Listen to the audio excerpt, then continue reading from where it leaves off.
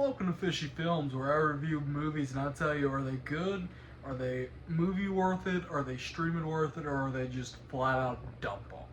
Today I'm here with, well, as you can see from the set back here, well, I got a set sort of, y'all. Okay, like we're gonna rearrange all that's up here, make it more horror. You know, take out the Young Melee autograph, show the Felissa Rose one a little more, show the autographed Funkos back there, show the Vecnas and your Fridays and your Screams and your Fridays over there. But today now listen, I need y'all to listen. Normally, I watch a movie and I give it at least a day to sit with me, okay? Because I just watched it and I want to like really think about it. No joke, I just left the theater and got home from watching the Odyssey, which there's some stuff right here, okay? You know, I got a popcorn bucket and a graphic novel. Alright, cool. Shame on me. Only the $50 I spent. Oh, that's too bad. Oh, whatever. I also got the cup as well. Boo-hoo.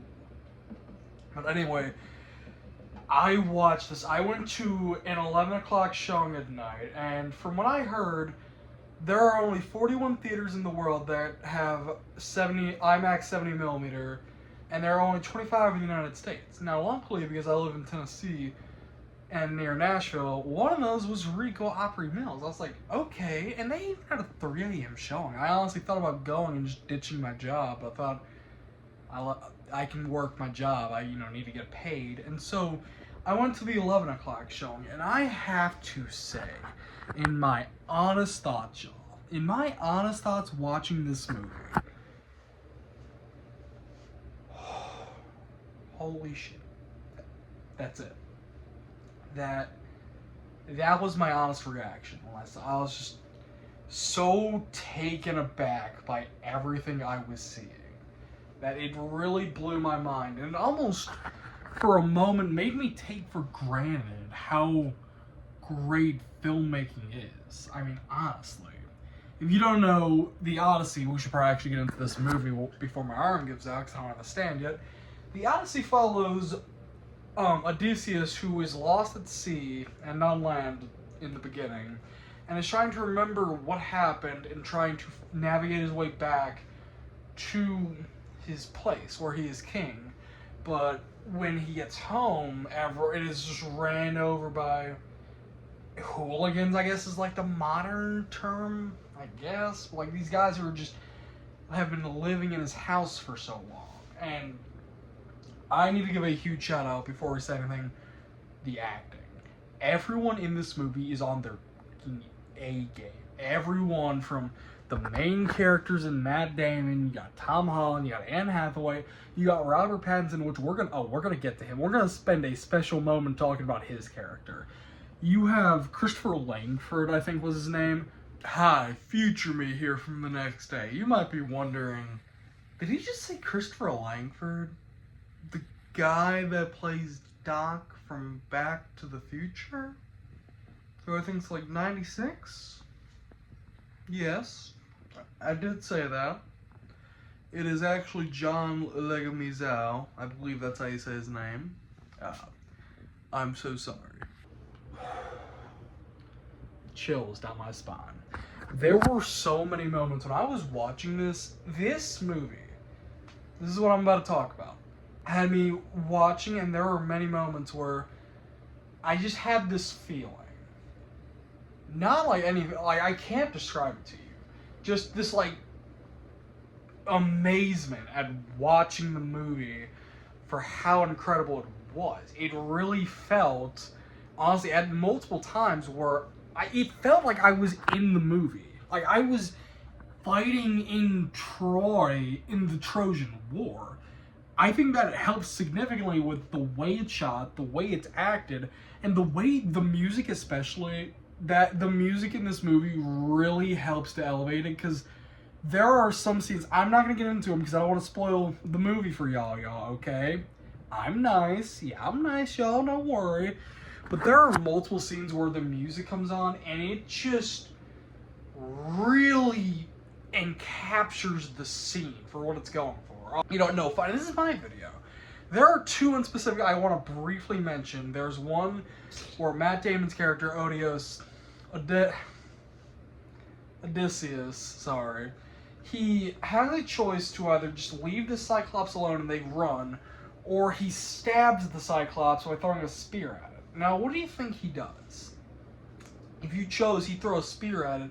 Yeah, he threw that spear at it, and the music, the way it immediately hits a crescendo, raising as the monster's in pain, crying out to Poseidon, because, fun fact, this monster, whatever you want to call it, is Poseidon's son.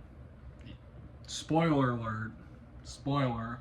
And the other thing I want to talk about, the battles in Troy. Every battle we get to see of in Troy, and the Trojan War of what actually happened, is impeccable. It looks beautiful. It's acted greatly. The music is, you could argue it's the best part. You honestly could, with the way it shadows over the scenes of what's happening, like everyone getting killed and everyone running in, going through the walls. And when there's a certain scene when the Trojan horse that they come out of to get in here, it falls and tips over as it's on fire, and the music that is playing as it zooms in on the horse, it really captures the feeling of what is happening. My favorite scene in this, there are so many I could say. There honestly are. But Matt Damon, if you ever see this, please thank me.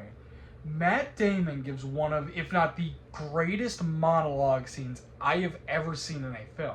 I'm not even saying that as like, oh, he just got out of the movie. No, I'm saying that as openly, honestly as I can.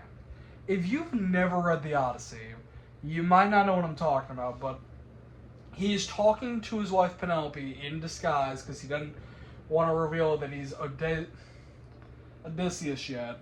And he's monologuing as this character about how he was with Odysseus. I'm just going to call him Matt Damon, y'all. I'm sorry. Where he's talking about how he served alongside Matt Damon, and the way he's monologuing this, as the scene's playing out, the visionary we're getting, there's something that happens with Athena's character. She's a goddess, by the way, where we cut to a shot of Matt Damon's character looking down at someone that's about to be killed, and it's Athena. Athena is the victim of his own crimes and the way he went about doing things. She watches as he holds all this guilt for his own wrongdoings and getting so many of his men killed.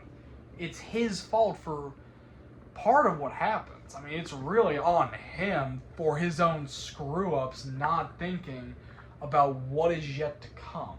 Tom Holland and John Bernthal, every side character gives an impeccable performance, and I'm not going to say what it is, but there is a plot twist with Matt Damon and Charlie Theron's characters, between them two, that it caught me off guard. And then the music starts playing as that's happening.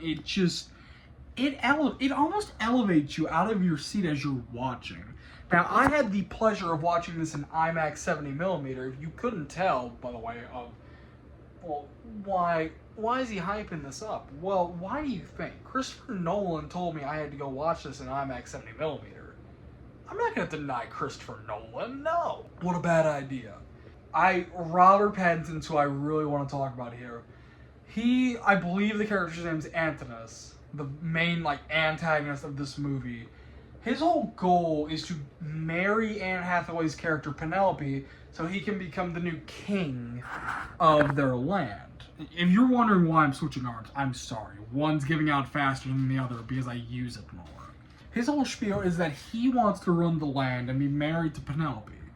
And the way Robert Pattinson is acting such this just piece of crap character that you don't want to root for, but you almost are in a way, because Robert Pattinson plays him so maniacally evil and arrogant that it is so impeccable to watch. I already know I've used that word, maybe. I don't care, though. This movie deserves it. I'm telling you, go watch this movie. If you don't like what I said, like, oh, dude, he's just hyping it up. This is overhyped. No, it's not. There's a reason why it's about to make a lot of money at the box office. Why?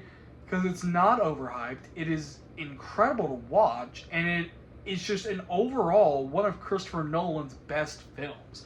If you want to know where do I have this ranked, I have it at number 1. I unironically have a 3-way tie for my first. I do have the Odyssey at 1 just for right now, because I'm going to rewatch it this Wednesday to give it another watch and more so embrace what is happening. Because this movie, if you watch it, I'm going to warn you, it jumps back this and that. It jumps back a lot. But why it does, and it just makes sense to do. Now, if you're wondering, well, what are my other 2 movies I've tied with the Odyssey at number 1? Well, I could tell you. But you're going to have to go on my Letterboxd, link in description, to go find out.